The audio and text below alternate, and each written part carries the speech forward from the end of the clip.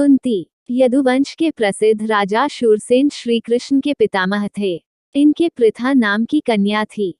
उसके रूप और गुणों की कीर्ति दूर दूर तक फैली हुई थी। शूरसेन के फुफेरे भाई कुंतीभोज के कोई संतान न थी। शूरसेन ने कुंतीभोज को वचन दिया था कि उनकी जो पहली संतान होगी उसे कुंतीभोज को गोद दे देंगे। उसी के अनुसार शूरसेन ने कुंतीभोज को पृथा गोद दे दी। कुंतीभोज के यहाँ आने पर पृथा का नाम कुंती पड़ गया। कुंती के बचपन में ऋषि दुर्वासा एक बार कुंतीभोज के यहाँ पधारे। कुंती ने 1 वर्ष तक बड़ी सावधानी व सहनशीलता के साथ उनकी सेवा शुश्रूषा की।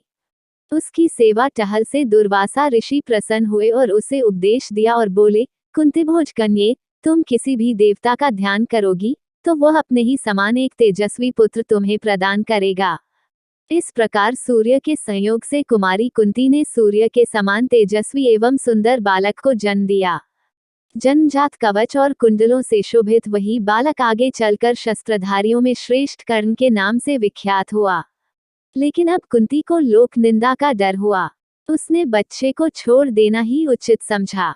इसलिए बच्चे को एक पेटी में बड़ी सावधानी के साथ बंद करके उसे गंगा की धारा में बहा दिया। बहुत आगे जाकर अधीर्थ नाम के एक सारथी की नजर उस पर पड़ी। उसने पेटी निकाली और खोलकर देखा तो उसमें एक सुंदर बच्चा सोता हुआ मिला। अधीर्थ निसंतान था। बालक को पाकर वह बड़ा प्रसन्न हुआ। सूर्यपुत्र कर्ण इस तरह एक सारथी के घर पलने लगा। इधर कुंती विवाह के योग्य हुई। राजा कुंतीभोज ने उसका स्वयंवर रचा। उससे विवाह करने की इच्छा से देश विदेश के अनेक राजकुमार स्वयंवर में आए। हस्तिनापुर के राजा पांडु भी स्वयंवर में शरीक हुए थे। कुंती ने उन्हीं के गले में वरमाला डाल दी। महाराज पांडु का कुंती से ब्याह हो गया और वह कुंती सहित हस्तिनापुर लौट आए। उन दिनों राजवंशों में एक से अधिक ब्याह करने की प्रथा प्रचलित थी। इसी रिवाज के अनुसार पितामह भीष्म की सलाह से महाराज पांडु ने मद्रराज की कन्या माद्री से भी ब्याह कर लिया। एक दिन महाराजा पांडु वन में शिकार खेलने गए। वहीं जंगल में हिरण के रूप में एक ऋषि दंपति भी विहार कर रहे थे। पांडु ने अपने तीर से हिरण को मार गिराया। उनको यह पता नहीं था कि ये ऋषि दंपति हैं। ऋषि ने मरते मरते पांडु को शाप दिया। ऋषि के शाप से पांडु को बड़ा दुख हुआ। साथ ही वह अपनी भूल से खिन्न होकर नगर को लौटे और पितामह भीष्म तथा विदुर को राज्य का भार सौंपकर अपनी पत्नियों के साथ वन में चले गए और वहां पर ब्रह्मचारी जैसा जीवन व्यतीत करने लगे। कुंती ने देखा कि महाराज को संतान लालसा तो है, लेकिन ऋषि के शापवश वह संतानोत्पत्ति नहीं कर सकते। अतः उसने विवाह से पूर्व दुर्वासा ऋषि से पाए वरदानों का पांडु से जिक्र किया। उनके अनुरोध से कुंती और माद्री ने देवताओं के अनुग्रह से 5 पांडवों को जन्म दिया।